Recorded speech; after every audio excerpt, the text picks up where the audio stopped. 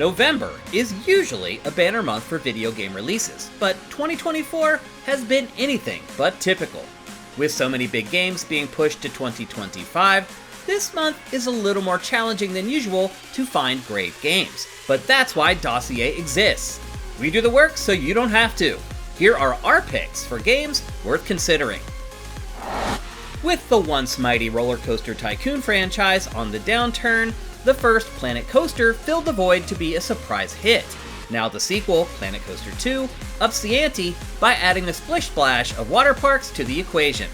Create your dream park piece by piece, shape the terrain, use the building tools to lay paths and scenery, populate your creation with water slides, animatronics, and coasters, and let the guests do the rest.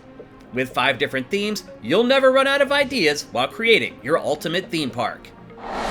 Mario and Luigi are bros to the end, and the pair hopes to prove that once again with Mario and Luigi Brothership for Switch.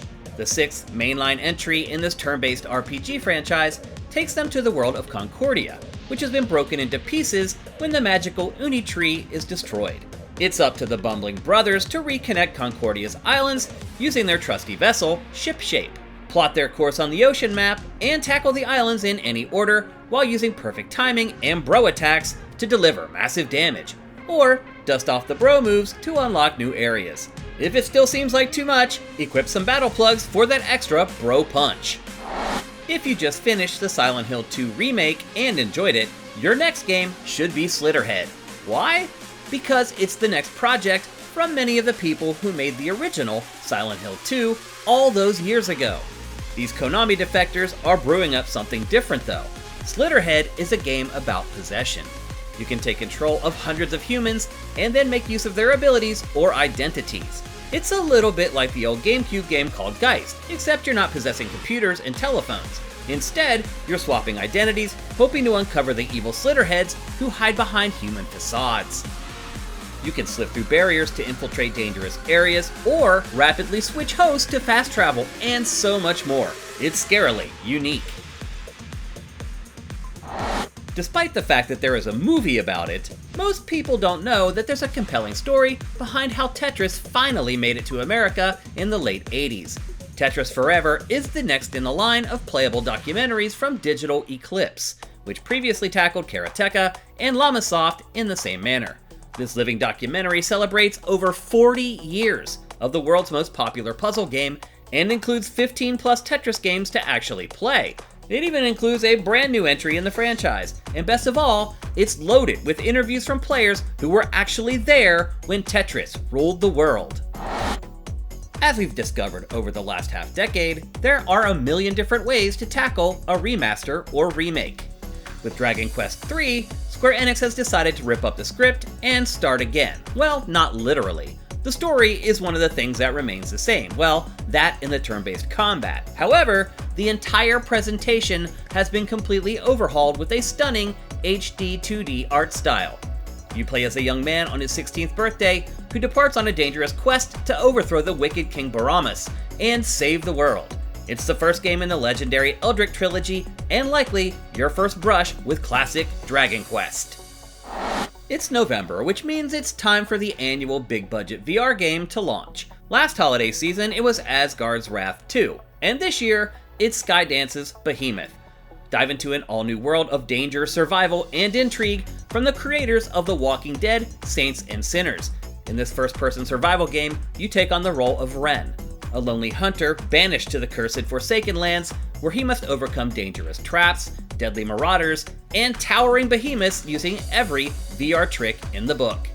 This game looks incredibly diverse and a great candidate for showing off your new VR helmet to your friends. Guerrilla Games left its Killzone franchise in the dust for the Horizon RPG franchise, and many wondered why. LEGO Horizon Adventures is why.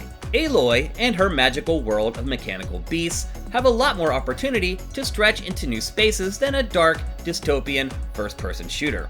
This is clearly on display in this hybrid game that functions as both a typical LEGO action-adventure based on a fun property, and a Minecraft-like world builder where you construct your own town. It's also a great choice if you're looking for something for the younger folks on your gift list that you'll be able to tolerate playing yourself. The Microsoft Flight Simulation franchise is about as sterile as a surgeon's scalpel. Big on production values and content, but low on personality. All that changes with Microsoft Flight Simulator 2024.